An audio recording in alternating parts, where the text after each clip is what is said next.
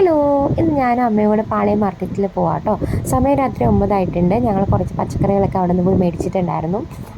പിന്നെ ഈ ഇരിക്കുന്നത് പുളിശ്ശേരി മാവുമ്പോഴാണ് കേട്ടോ. ഞാൻ ഭംഗിയൊക്കെ നോക്കിയിട്ട് അങ്ങ് തിരികെ വെച്ചു. അതുപോലെ നെല്ലിക്ക എടുത്തു നോക്കി തിരികെ വെച്ചു. പിന്നെ ഒത്തിരി മീനുണ്ടായിരുന്നു, ഒത്തിരി വെറൈറ്റി മീനുണ്ടായിരുന്നു കേട്ടോ. പിന്നെ ഞാൻ ഇവിടെ നിന്ന് മീൻ മേടിച്ചിട്ടുണ്ടായിരുന്നില്ല. ജസ്റ്റ് നോക്കിയിട്ട് ഭംഗിയൊക്കെ ഉണ്ടായിരുന്നു. ഞാൻ ഫ്രഷ് മീനായിരുന്നു കേട്ടോ, പക്ഷേ ഞാൻ മേടിച്ചിട്ടുണ്ടായിരുന്നില്ല. ഞാനിവിടെ നേരെ ഇറങ്ങിയപ്പോൾ കുറച്ച് കപ്പയും കൂടെ മേടിച്ചിട്ടുണ്ടായിരുന്നു. അവിടെ നേരെ ഞങ്ങൾ വീട്ടിലേക്ക് തിരിച്ചു കേട്ടോ.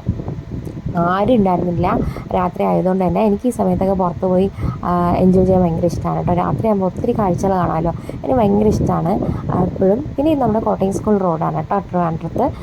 ഇവിടെ ഇപ്പോൾ ഫുഡ് ട്രക്ക് ഇഷ്ടം മാതിരി ഉണ്ട്. നമുക്ക് എല്ലാ തരം ഫുഡും ഈ ഒരു ഏരിയയിൽ നിന്ന് കിട്ടാറുണ്ട്.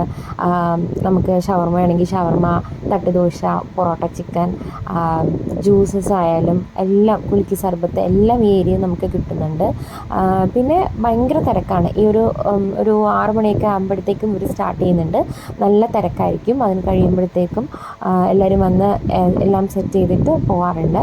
പിന്നെ ഞാൻ മെയിൻലി അവിടുന്ന് മീൻ മേടിക്കാത്ത, അതായത് പാളയത്ത് നിന്ന് മീൻ മേടിക്കാത്തത്, ഇതുവഴി പോകുന്നവർക്കറിയാം, ചൂണ്ട എന്ന് പറഞ്ഞ ടീം ഇവിടെ ഒരു ഓട്ടോയിൽ ഒത്തിരി മീൻ കൊണ്ടുവയ്ക്കും. നല്ല ഫ്രഷ് മീനാണ് കേട്ടോ. അതുകൊണ്ട് ഞാനിപ്പോൾ ഇവൻ്റെ നിന്നാണ് മീൻ മേടിക്കുന്നത്. ഇതാണ് മുഹമ്മദും ഞാൻ നല്ല ഫ്രണ്ട്സാണ്. നല്ല മീൻ വരുമ്പോൾ ഇവനെ വിളിച്ച് പറയും, ചേച്ചി വന്നിട്ടുണ്ട്, നല്ല മീനാണ്, എല്ലാം വില സഹിതം എനിക്ക് ഇട്ട് തരാറുണ്ട്. പിന്നെ അവസാനം ഇവൻ കണക്കൊക്കെ നോക്കി പറയുകയാണ്. അപ്പം ഞാൻ ഇത്രയൊന്നും ഇല്ല, കുറയ്ക്കുന്നൊക്കെ പറയാണ്. അങ്ങനെ ഞാൻ കാശെല്ലാം കൊടുത്തിട്ട് തിരികെ വീട്ടിലേക്ക് പോന്നു. അപ്പോൾ ഇത്രയേ ഉള്ളൂ. Tata, bye bye.